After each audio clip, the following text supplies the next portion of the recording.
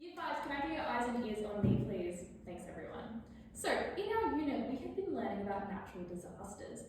Our model text was talking about earthquakes, but today we're going to practice writing about a different natural disaster, so we can get a little bit more experience and practice. Today, we'll be writing a sequential explanation about volcanic eruptions. So, who can remind me what the stages of a volcanic eruption are?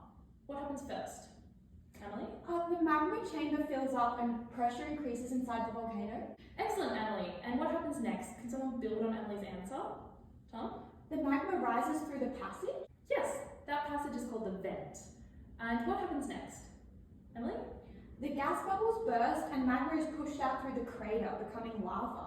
Good, Emily. And what do we call that process, everyone? A volcanic eruption. Excellent recapping, grade 5s. Now, who can remind me what a successful sequential explanation needs? What are its stages? A phenomenon identification and an explanation sequence. Well done. So we need to have both of those in our sequential explanations. Now, remember that when we write scientific texts, we need to sound like an expert and be objective or factual in our writing. What are some of the key language features that will help us to sound like an expert? Stephanie?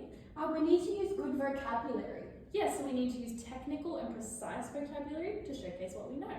What else? How can we connect our writing within the explanation sequence? We can use time words. Great! We can use expressions of time or temporal connectives to create a bridge from one stage of the volcanic eruption to the next. Excellent work, grade 5s. So, today we are learning to jointly write a sequential explanation about a volcanic eruption. Now, because we're in grade 5 already, we're only going to focus on the explanation sequence stage, and you will start that together and we'll finish it off in our pairs. To be successful today, I can sequence the stages of a volcanic eruption. I can apply the stages, phases, and key language features, so technical vocabulary and expressions of time, of a sequential explanation, and I can helpfully offer my suggestions to the class. Now, we've done lots of joint constructions before, so everyone remember our 3 rules. Everyone participates, we're respectful, and we listen to each other. Let's get started. When we start our explanation sequence, we want to provide some context on what's leading up to the start of the volcanic eruption. Who can remind me what starts the eruption process? Lily? The molten rock fills up the magma chamber. Exactly, I think it'd be good to start with that because it gives the audience, who we can assume don't know much about volcanic eruptions, some context. So we definitely include that in our first sentence. But I think it would be better if we started our sentence with one of our expressions of time, so we can really show the audience that's how it begins. So, can everyone please, with their elbow partner, write a temporal connective or an expression of time that you think would be a good way to start our explanation sequence. Be ready to justify. Okay, let's see what everyone's come up with. Cheer! Interesting, I'm seeing a lot of befores leading up to, just prior. However, I'm really interested in Sarah and Rob's answer. Rob, can you please, in a big loud voice, read out your answer to the class and explain why you think that expression of time would be a good way to start our explanation sequence? Just before, and we chose that because it shows it was close to the eruption, not too far away. Yes, I like that because the word before is a preposition of time, which tells us this is earlier than the actual eruption. And I like how you've added the adverb just before to show that it's going to happen quite soon. Let's see what else we have. Andrew, what did you write? We chose ahead of, and we liked it because it shows that there's a connection between the magma chamber filling up and the eruption. That's an excellent choice, Andrew and Sarah. And in this case, ahead of is another expression of time, and it's a compound preposition because the 2 words are working together. So we have just before and ahead of. Both of these are interesting choices, so let's see which one we should use. Let's do a quick vote. Can I please see a show of hands if you think just before is the better option? Hands down. What about ahead of? Okay, just before it is. So we will start our explanation with just before the eruption.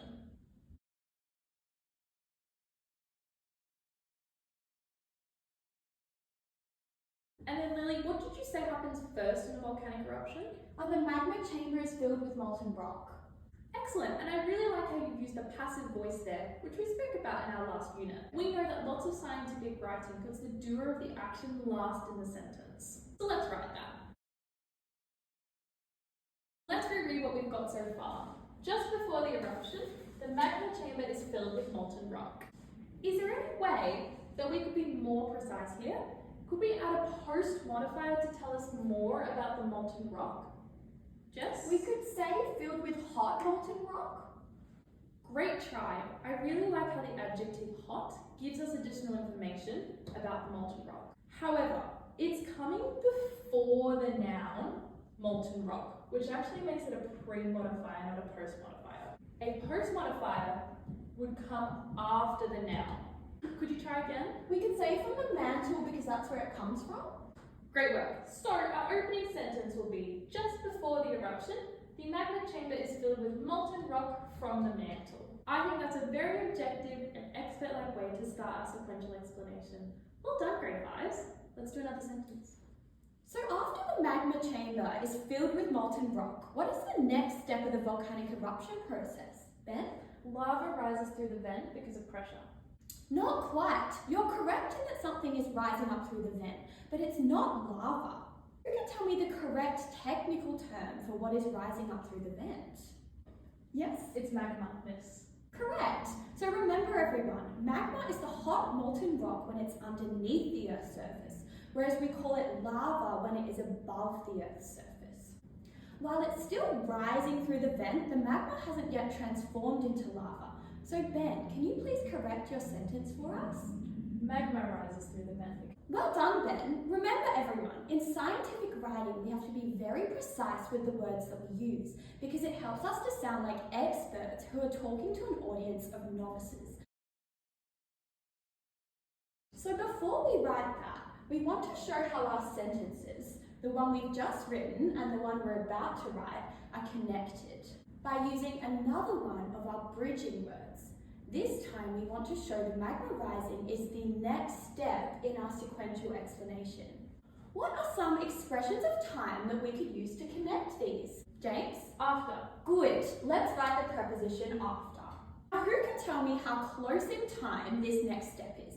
Is it a long or a short period of time? Lucy? Short period of time. Great. Let's add that to our sentence. So this part of the sentence is our adverbial phrase or our circumstance. Because we're starting the sentence with an adverbial phrase, what do I need next? A comma? Yes, exactly. So I'll put my comma here, and then I'm going to need to introduce a happening. What happens next in the eruption sequence that is going to lead to the magma rising through the vent? Yep. The pressure grows? Yes. However, let's use a more technical term than grows. How about... Can we say increases? Yes, great contribution. Can everyone please give me a thumbs up if you like the word increases, or a thumbs down if you think we should keep refining it? Excellent. So I'll write the pressure increases. So far, what we've written is after a short period of time, the pressure increases. This is a good start. However, in grade 5, we know that compound sentences can give more detail and precision to our writing.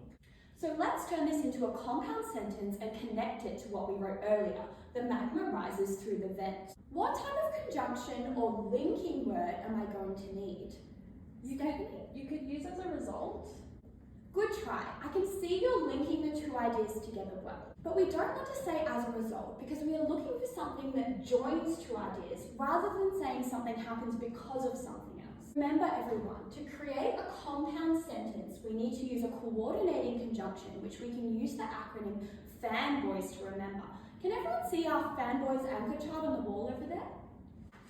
Who can give me a coordinating conjunction to connect these two ideas? And. Yes, let's use and. And now that we've got our coordinating conjunction, we can go back to Stephanie's idea and write and as a result. So now we have the pressure increases and as a result the magma rises through the vent. So now we've created a compound sentence and we've shown cause and effect, which is what a sequential explanation needs. Our sentence is looking quite technical so far, but how could we give more detail about where the magma is rising to? Is there something else we could add to the sentence? What about a post modifier? Yes, I think a post modifier would be an excellent way to finish our sentence. Let's do a think, pair, share of something we can add after the word vent to give some extra detail. I'll give you some thinking time now. Okay, now turn to your partners and share what you came up with. All right, you 5s, let's have your post modifiers. Jess? We said towards the opening. That's an excellent example of a post modifier. I can see you've taken on my earlier feedback about what a post modifier is. However, instead of saying opening, let's use a more technical term because that's what scientists do. Can you remind me what the technical term for the opening of a volcano is? Crater. Absolutely. So let's add towards the crater as our post modifier and add it to our sentence. Okay, Year 5s, let's review what we've written so far. Let's read it aloud together. Just before the eruption, the magma chamber is filled with molten rock from the mantle. After a short period of time, the pressure increases and as a result, the magma rises through the vent towards the crater. I think this is an excellent start to the explanation sequence stage of a sequential explanation. Just call out, what are some of the strengths of what we've written so far? Technical vocabulary, connecting ideas, post modifiers. Excellent. So we've written like scientists because we've used precise and technical vocabulary, connected our ideas with expressions of time, and used post modifiers to add further detail. So just thinking back to our success criteria, can everyone give me a thumbs up if you feel you've met the criteria, thumbs sideways if you need more support, and thumbs down if you feel you haven't? Great.